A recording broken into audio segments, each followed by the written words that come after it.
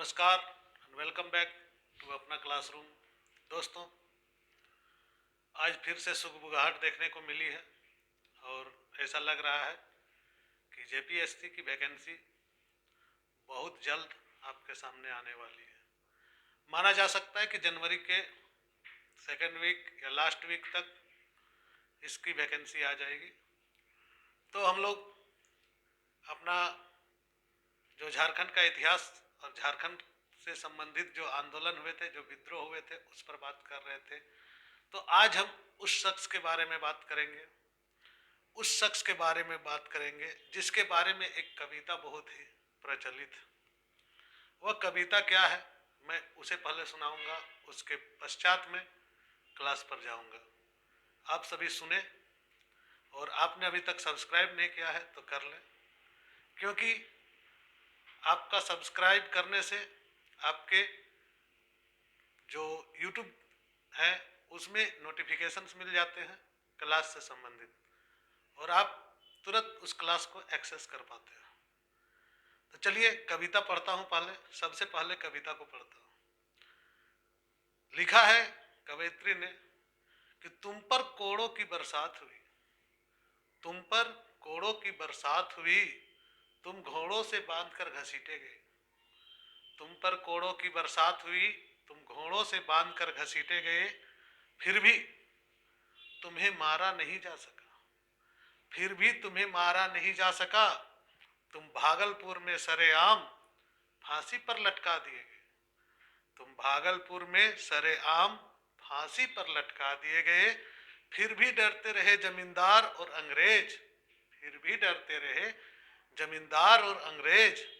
तुम्हारी तिलका, जिसका अर्थ होता है घुसेल, तुम्हारी तिलका जिसका अर्थ होता है लाल आंखों वाली, लाल रंग, जिसकी तुम्हारी तिलका आंखों से मर कर भी तुम मारे नहीं जा सके, तुम्हारी तिलका आंखों से मर कर भी तुम मारे न जा सके।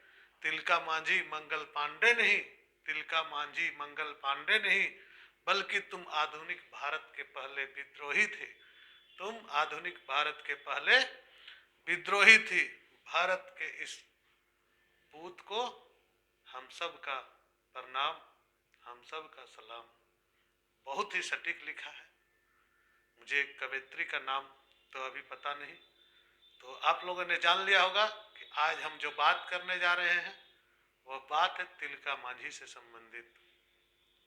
तिलका मांझी, जिनका दूसरा नाम जबरिया पहाड़िया भी था, और उनका जन्म 11 फरवरी 1750 ईस्वी में, 11 फरवरी 1750 ईस्वी में सुल्तानगंज, जो कि बिहार में है, और उसके एक गांव जिसका नाम तिलकपुर है, वहां पर इनका जन्म हुआ था।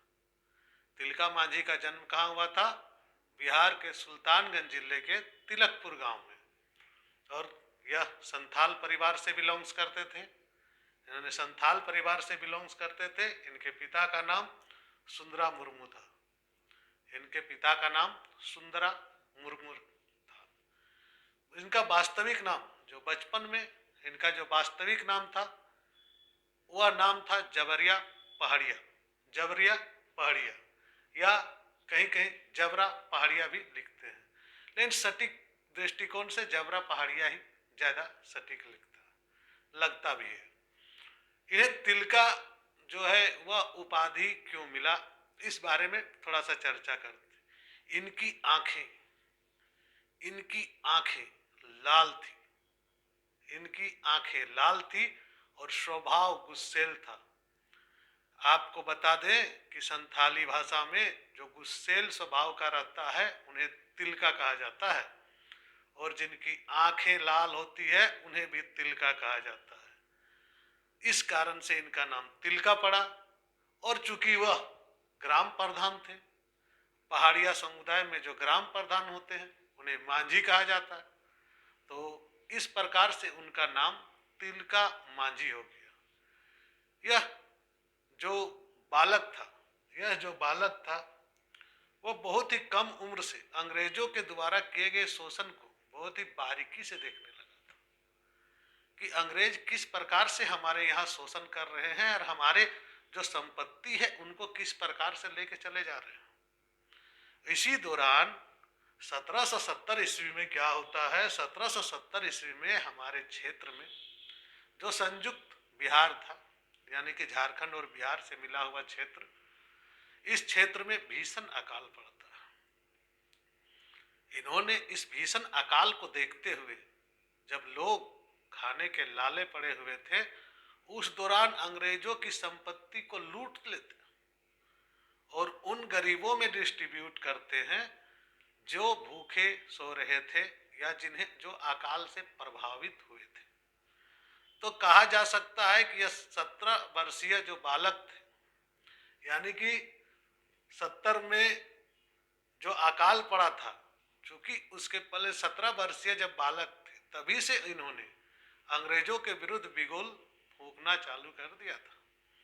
और 1770 आते आते, यानी कि जब वो 20 साल की उम्र में हो गए, तो 20 साल की उम्र में उन्होंने आंदोलन की रूपरेखा तैयार कर ली थी। ऐसे कहा जाता है कि होनहार वीरवान के होत चिकने पात, तो यह इनमें सटीक बैठता है, क्योंकि इतने कम उम्र में आंदोलन की रूपरेखा तैयार करना कोई साधारण प्रतिभा की बात नहीं है। इन्होंने अंग्रेजों के विरुद्ध आंदोलन प्रारंभ भी कर दिया। अब क्या होती है घटनाक्रम और कैसे होता है आंदोलन, इस बारे में हम चर्चा करेंगे। तो इनका जो आंदोलन है, जिसे तिलका आंदोलन के नाम से भी जानते हैं, और तिलका आंदोलन जो है तिलका मांझी के नेतृत्व में हुआ, जिसमें उनके समर्थक उनका सपोर्ट किए। यह आंदोलन 1783 ईस्वी में, जब आपका ऑब्जेक्टिव प्रश्न आएगा, तो 1783 ईस्वी में यह आंदोलन प्रारंभ होता है। यह आंदोलन मुख्य रूप से किससे संबंधित था? तो यह आंदोलन संबंधित था जमीन के संबंधी अधिकारों को लेकर, और अंग्रेजों का जो नीति था, दमन करो, फूट डालो और राज करो वाली नीति का इन्होंने विरोध किया था।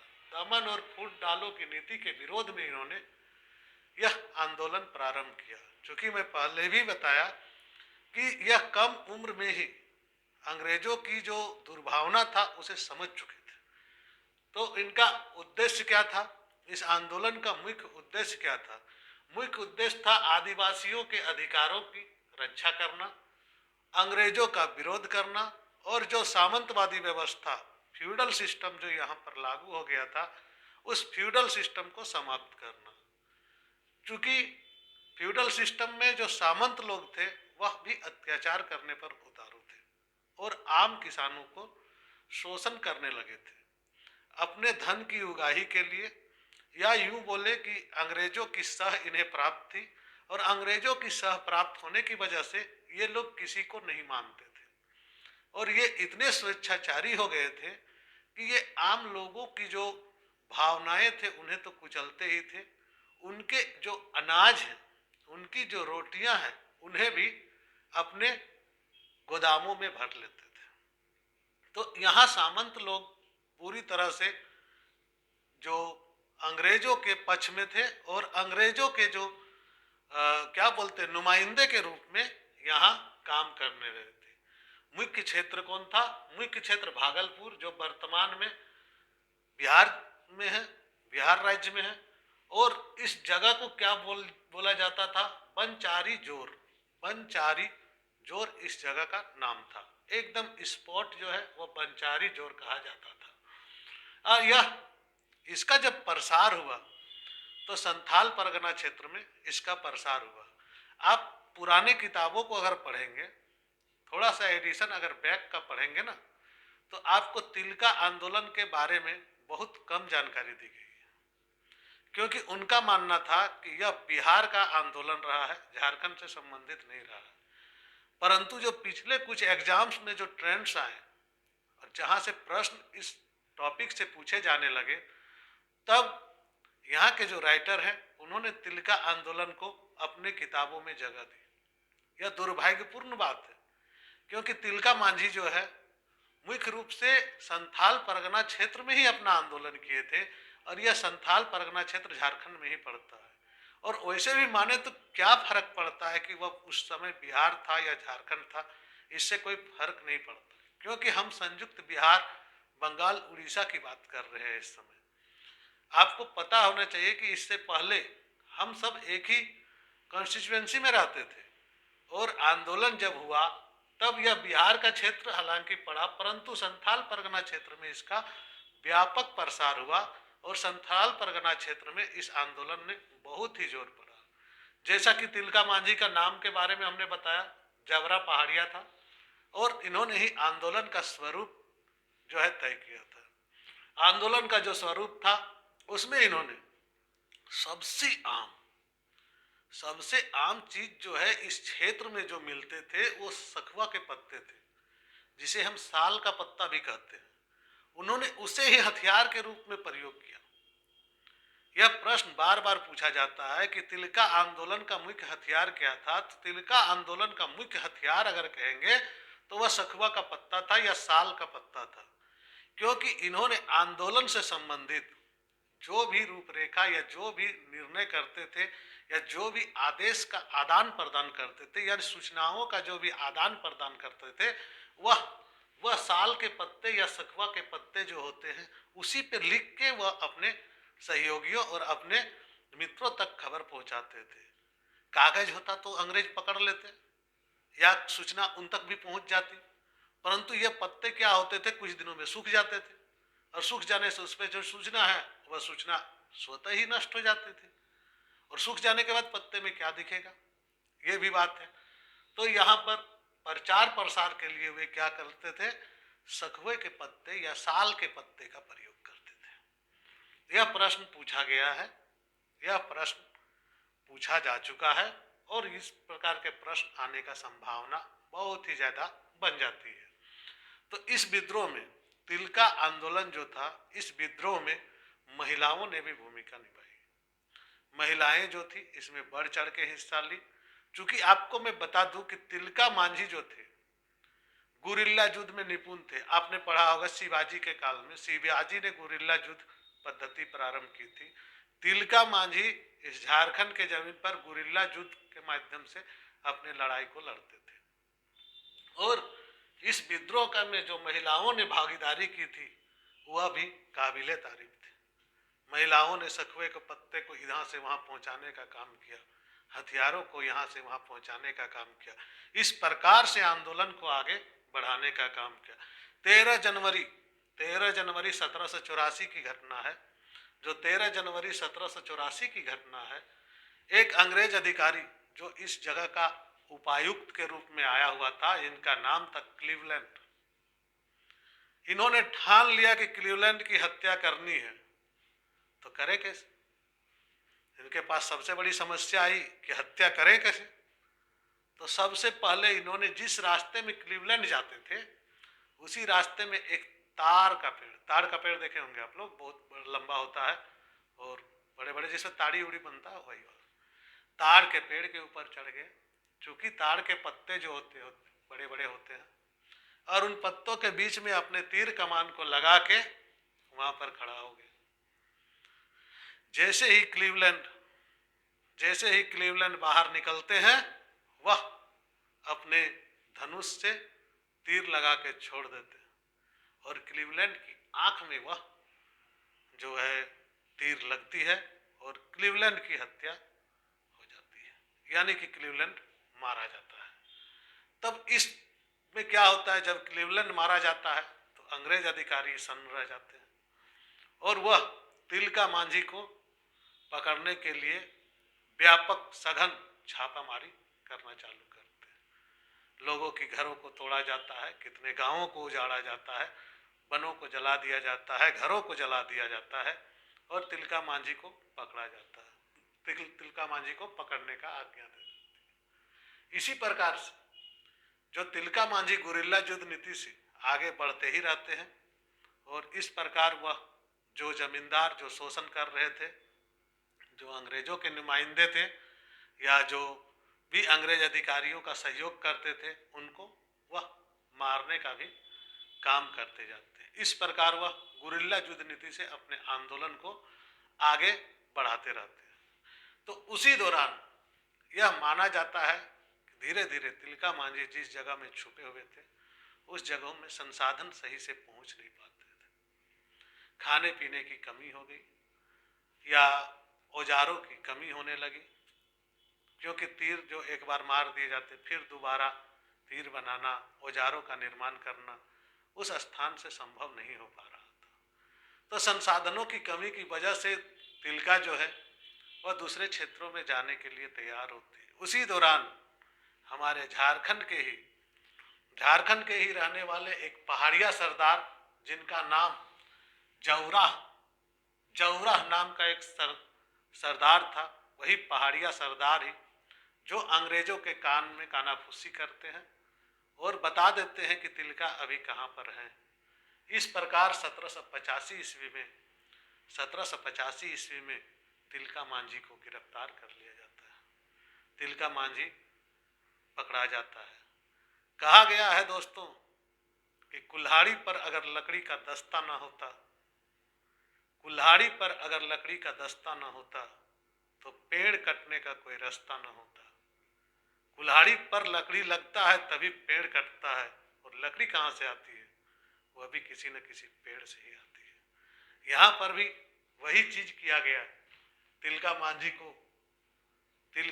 को उनके ही सरदार, पहाड़िया सरदार जिनका नाम जौरा था, उन्होंने अंग्रेज को बता देता है, और अंग्रेज को बताने के बाद अंग्रेज उन पर झपट पड़ते हैं और उन्हें गिरफ्तार कर लेता है। और भागलपुर के जो चौक है, भागलपुर में एक चौक है जिसे आज भी तिलका मांझी चौक कहा जाता है, उस चौक पे एक बरगद का पेड़ में उसे फांसी से टांग दिया जाता है।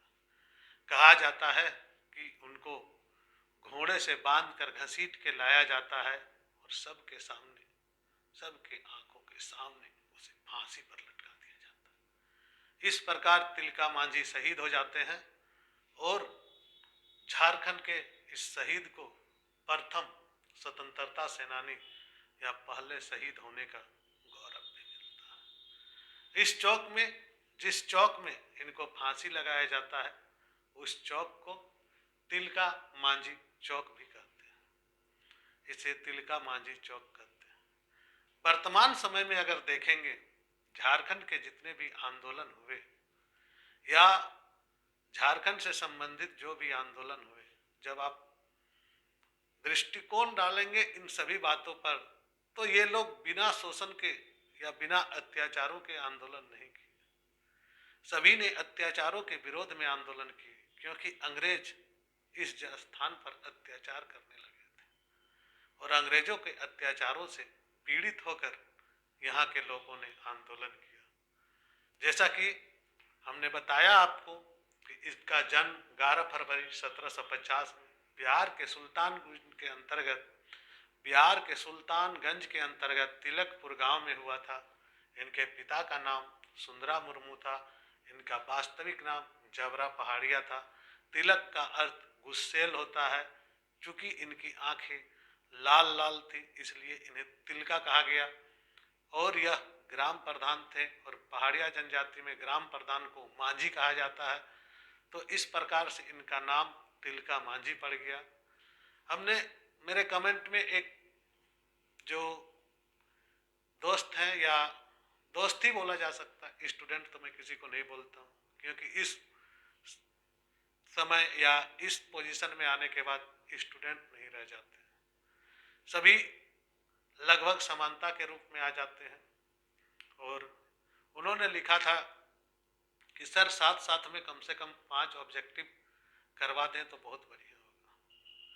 मैं आप लोगों से बताना चाहता हूं या आप लोगों को समझाना चाहता हूं, ऑब्जेक्टिव पढ़ेंगे तो वह आपको सिर्फ प्रारंभिक परीक्षा में काम आएगी, परंतु जब आप कंसेप्चुअल पढ़ेंगे या जब आप टॉपिक को पूरी तरह से जानेंगे या कंप्लीट टॉपिक की नॉलेज आपको होगी, तो आप ऑब्जेक्टिव तो बना ही लेंगे और सब्जेक्टिव भी लिखना आएगा तो आप आराम से लिख लेंगे।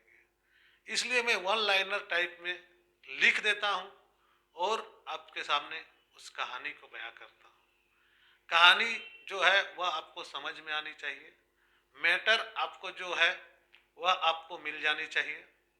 तो हमने जो भी आपको बताया अभी तक, यह कंप्लीट मैटर एक किताब से नहीं लिया जा सकता है। तो कोई भी किताब में यह पूरी तरह से नहीं दिया हुआ है। तो हमने जो अपने से नोट्स बनाए हैं, उन्हीं नोट्स को आधार बना के आपसे मैं बात करता हूँ और आपसे मैं चर्चा करता हूँ। जहाँ तक ऑब्जेक्टिव की बात रही, तो आप वन लाइनर ऑब्जेक्टिव इस प्रकार से इसमें पढ़ सकते हैं। तिलका मांझी लिखेंगे, नोट्स खुद बनाएं, ज़्यादा हेल्पफुल रहेगा। क्योंकि दूसरा का नोट्स और दूसरे की पीडीएफ पढ़ने की आदत पीसीएस की परीक्षा में कभी न डालें। पीसीएस की परीक्षा में आप जैसे ही दूसरे का नोट्स पढ़ना चालू करते हैं, आप अपनी तैयारी को 2 साल पीछे ले जाते हैं। क्योंकि जब आप पढ़ाई करते हैं और पढ़ के स्वयं नोट्स बनाते हैं, तो आपकी मेमोरी में जो बातें आती है, वह बातें दूसरे का नोट्स पढ़ के नहीं आएंगी। पहली बात। दूसरी बात, जब टॉपिक पर चर्चा होती है तो आप वीडियोज देख के या उसका स्क्रीनशॉट लेके भी आप लिख सकते हैं।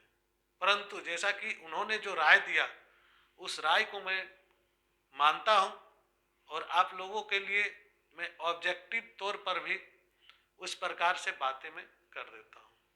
तो ऑब्जेक्टिव अगर प्रश्न आएंगे तो कहाँ से प्रश्न आएंगे और किस प्रकार से प्रश्न आएंगे। देखिए, जेपीएससी की प्रारंभिक परीक्षा जो है, उसमें द्वितीय पत्र का महत्व बहुत ज्यादा बढ़ गया। क्योंकि अब जो परीक्षा होगी, पहले जो परीक्षा हुई थी यानी 6th जेपीएससी, उसमें दोनों को क्वालिफाइंग अलग अलग रखा गया था। इस बार जो नए रूल के अनुसार जो क्वालिफाइंग होगी, वह दोनों को मिला के होगी। चूंकि झारखंड से 200 प्रश्न रहेंगे पेपर 2 में, और झारखंड से आपके 10 से 15 प्रश्न रहेंगे पेपर 1 में। इस प्रकार 115 प्रश्न जो है यहाँ से आपके बन जाते हैं। अगर 115 प्रश्न आप यहाँ से सॉल्व करते हैं तो 230 नंबर जो आपका है वह यहीं से मिल जाएंगे। जैसे यहाँ से आपको अगर उस प्रकार से सॉल्व कर लेते हैं तो आपका सिलेक्शन को कोई नहीं रोक सकता है। तो इस लिहाज से अगर देखें तो आपका second paper most important paper है।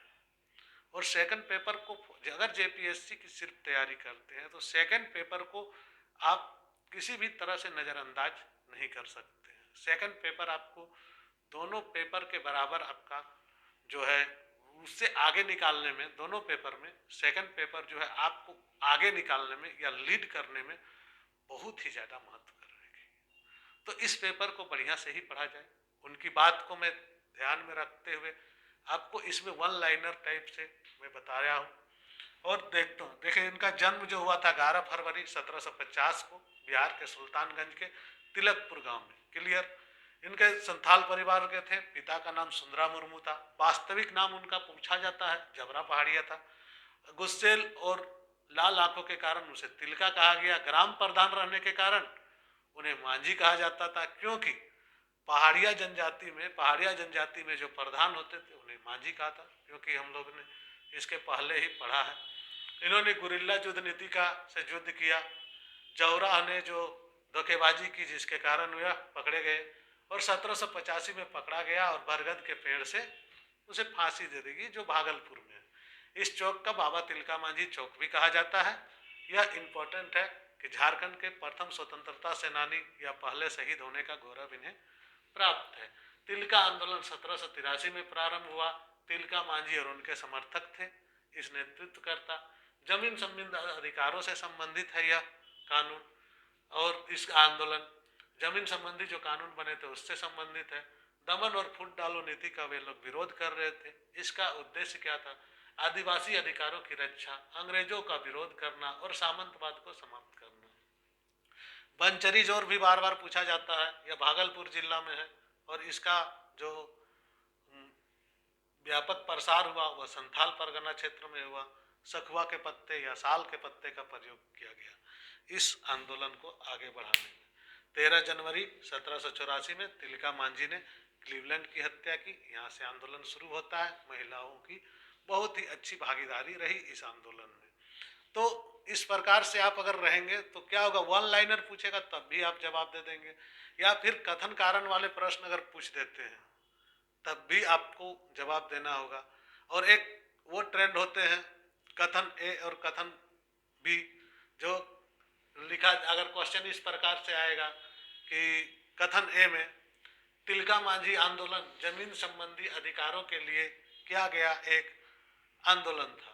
कथन बी कि अंग्रेजों ने इस क्षेत्र में सामंतवादों के द्वारा जमीन संबंधी कर वसूली की परंपरा शुरू कर दी थी। पहला ऑप्शन क्या कथन ए सही है, दूसरा ऑप्शन देगा कथन बी सही है, तीसरा ऑप्शन देगा कथन ए बी का सही व्याख्या करता है, या चौथा ऑप्शन देगा उपयुक्त में से कोई नहीं। तो इस प्रकार से अगर आप पढ़ेंगे तो वह प्रश्न आसानी से सॉल्व हो जाएंगे, क्योंकि उसमें जब प्रश्न पूछा जो प्रश्न उसके अनुसार हो जाएगा ऑप्शन सी कि कथन ए सही है और कथन बी जो है ए की सही व्याख्या करता है। तो इस प्रकार से आप लोग को पीसीएस की तैयारी करनी है, तब आप लोगों को कामयाबी हाथ लगेगी। दोस्तों, जैसा कि मैं बार बार बोल रहा हूँ, यह चैनल पूरी तरह से फ्री है और आप लोग जितने लाइक और सब्सक्राइब करेंगे, बेल आइकन को दबाएंगे या कमेंट करेंगे, तो यह जो वीडियो है वह ज़्यादा से ज़्यादा लोगों तक पहुँचेगा। मेरा जो टारगेट है वह झारखंड में जो तैयारी कर रहे हैं उन नए छात्रों को और जिनका एज अभी बचा हुआ है, उन दोनों प्रकार के छात्रों को टारगेट करके बनाया जा रहा है। यहाँ किसी प्रकार के पैसे की कोई मांग नहीं है। तो कोशिश करें दोस्तों अपने दोस्तों तक शेयर करने का और वीडियो को पहुँचाने का, ताकि उनको परीक्षा के पहले इतना मटेरियल मिल जाए कि वह आसानी से क्वालिफाई कर सके। धन्यवाद। जोहार। जय हिंद।